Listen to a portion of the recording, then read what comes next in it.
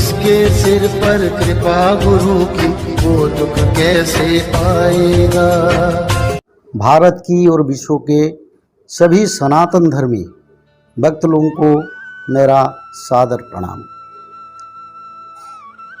समय के साथ साथ मनुष्य समाज ऐसे समय आएगा जिस समय में ऐसा बीमारी आएगा जिसको वर्णन करना बहुत कठिनाई होगा और बहुत दुख और दर्द समाज में प्रसार होगा और मनुष्य समाज को अतिष्ट करवा देगा। पर सबसे बड़ा उसका इलाज है धर्म। जो धर्म में रहेंगे उसके लिए बीमारी का कोई समस्या नहीं है। जो धर्म में नहीं रहेंगे उसके लिए बीमारी जरूर आएगा, क्योंकि धर्म और अधर्म का भी विचार चल रहा है, धर्म संस्थापना भी चल रहा है। इसी समय अगले समय क्या होने वाला है ये भविष्य मालिका में महापुरुष ने फिर लिखे हैं। इसके बारे में महापुरुष ने लिखे हैं, हेमंत व्याधि है कहूँ तो आसिब नरंगरे प्रकाश मुखरु तो रक्त उद्गार होइब सकले होइबे नाश। बोले हेमंत व्याधि है कहूँ तो आसिब नर अंगरे प्रकाश मुखरु तो रक्त उद्गार होइब सकले होइबे नाश। यानी ऐसा समय आएगा जो अचानक मनुष्य के मुंह में खून निकलेगा और वोमिटिंग होगा और इसमें मनुष्य लोगों का परेशानी होगा और मनुष्य समाज में जनमड़क यानी मनुष्य मड़क यानी बहुत सारे मनुष्य लोगों का विनाश होने वाला है। तो फिर महापुरुष इसके बारे में लिखें, आद्य वैद्य ठारे प्रकाश होइब परे अन्य हेबे नाश बद्य नाश जेबे होइब बारंग आउ के होइब ध्वंस। पहले ये जो देखभाल करते हैं, जो बीमारी को इलाज करते हैं, उसी मनुष्य की शरीर में उसका लक्षण आएगा, बाद में धीरे धीरे मनुष्य समाज में फैलेगा और धीरे धीरे जो पापी लोग उनका विनाश होगा।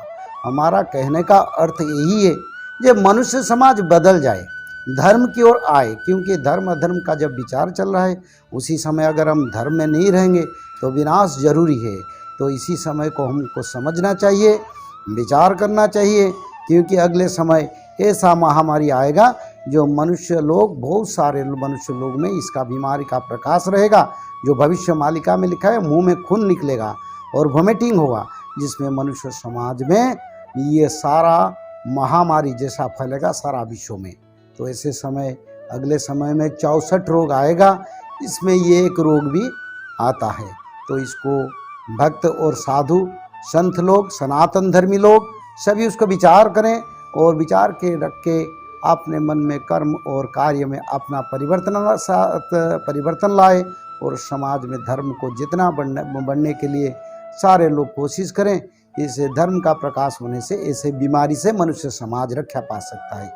गरीबदास जी परमात्मा से प्राप्त ज्ञान को कहते हैं कि धर्म का नाश नहीं होता, चाहे विनाश से तीनों लोकों का नाश हो जाएगा। आपके द्वारा किए गए इस विधिवत पुण्य शास्त्र अनुकूल सुपात्र को दिए हुए दान धर्म और पुण्य किए हुए ये कभी विनाश में नहीं आते, आपके लिए जहाज बढ़ जाएगा। कहते हैं परमात्मा से पूछा किसी ने कि धर अंबर सब जावेंगे और विनसेंगे कैलाश, एकम एका होवेगा तब कहाँ रहे तेरे दास।